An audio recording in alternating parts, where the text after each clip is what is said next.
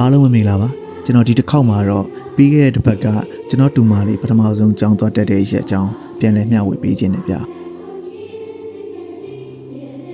အခုမြင်တွေ့နေရတော့ကျွန်တော်တို့ဒီမြန်မာနိုင်ငံမှာဆိုလို့ရှိရင်ပေါ့ဗျာမူဂျိုကနေပြီးတော့တဒန်းစားတက်တဲ့ကလေးတွေကိုပထမရှိတဲ့စီနီယာကျောင်းသားလေးတွေကကြိုဆိုနေတဲ့မြင်ကွင်းပေါ့နော်ပထမတော့ကျွန်တော်ဒီဗီဒီယိုမလုပ်တော့ဘူးလို့တွေးတာဗျဒါပေမဲ့အဲ့ဒီနေ့ကကျွန်တော်မယုံနိုင်လောက်တဲ့ဖြစ်ရပ်တစ်ခုနဲ့ကြုံခဲ့ရလို့အားလုံးပြန်လည်မျှဝေခြင်းလို့ဒီဗီဒီယိုလေးကိုလုပ်ပေးလိုက်တာပါဟုတ်ကဲ့စလိုက်ရ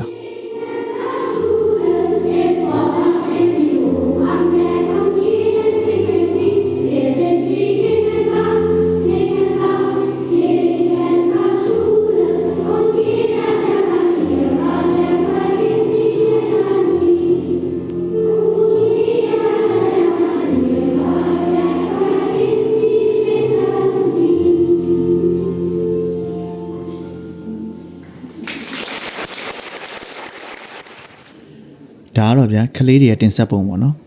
ဇလန်ရဲ့ story line ကတော့ alphabet တစ်လုံးပြောင်းနေတာကိုလိုက်ရှာနေကြတာပါ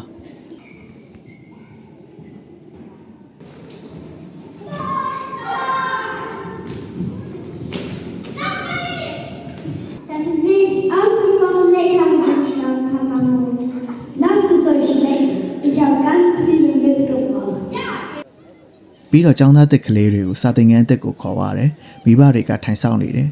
အဲ့လိုမိဘတွေထိုင်ဆောင်ရတဲ့ရည်ရွယ်ချက်ကဗျចောင်းသားတစ်ကလေးတွေကဒီစာသင်ခန်းအသက်နဲ့မရင်းနှီးသေးတော့ရင်းသီးအောင်ပေါ့နော်သူတို့ကထိုင်ဆောင်ပေးတဲ့သဘောပေါ့နော်ပြီးတော့မိဘတွေစောင့်နေတဲ့အချိန်မှာ soft drink တွေရတယ် soft drink ဆိုတော့တည့်တဲ့အတိုင်းပဲ wine တို့ alcohol percentage နည်းနည်းလေးပဲပါတယ် beer တို့ပေါ့နော်အဲ့ဒါလေးတောက်သုံးရင်းနဲ့ထိုင်ဆောင်နေကြတယ်စားစရာတွေလည်းပါတာပေါ့နော်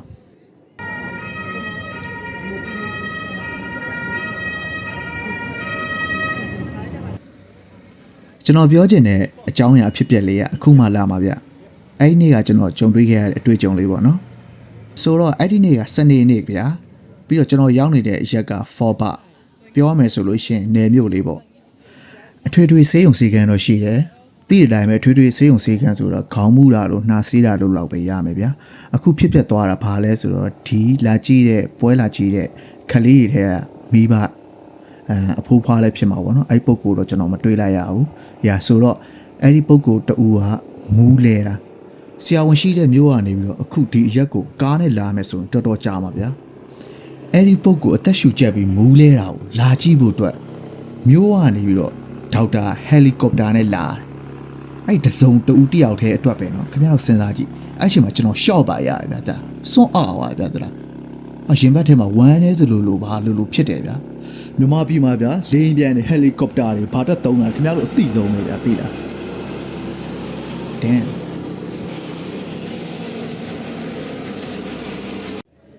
ပြီးတော့ကလေးတွေရဲ့ပုံမှန်စာသင်ချိန်ကတနာရီပဲအဲ့ဒီနေ့ကတော့တနာရီခွဲလောက်ကြာသွားတယ်ဘာဖြစ်လို့လဲဆိုတော့ဒီအဖြစ်ပြက်တွေကလေးတွေကိုမမြင်စေချင်လို့စာသင်ခန်းထဲမှာခဏကြည့်ပြီးတော့နေခိုင်းတာပေါ့နော်အားလုံးပြီးမှပဲပြန်ထုတ်လိုက်တယ်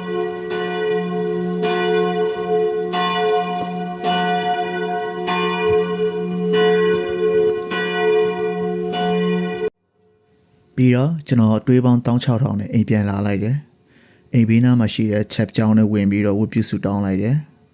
။ရာဒါပါပဲ။အားလုံးကြားမှာချမ်းသာကြပါစေ။ချုံနှောင်ခြင်းမှာကင်းဝေးကြပါစေ။မြမပြည်ကြီးလည်းအမြဲဆုံးငြိမ်းချမ်းပါစေ။